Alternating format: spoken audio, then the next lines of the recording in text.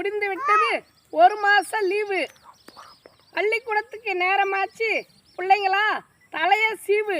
இதோ திறந்து விட்டது அரசு பள்ளிகள்.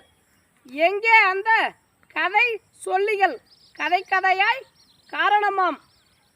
படிக்கிற பிள்ளைங்களையெல்லாம் அரசு பள்ளியிலேயே சேரணுமாம். இப்போலாம் பெருமைக்கு எருமை மேய்ச்ச கதையாக போச்சு அரசு பள்ளி.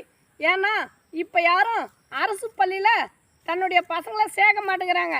எல்லாருமே தனியார் பள்ளியில் தான் சேர்க்குறாங்க. எல்லாருமே அரசு பள்ளியில் சேருங்க. அரசு பள்ளியும் இந்த பனைமரம் மாதிரி தான். இந்த பனைமரத்தில் ஒவ்வொரு பாகமும் பயன்படும். அதுபோல் அரசு பள்ளியில் சேருங்க.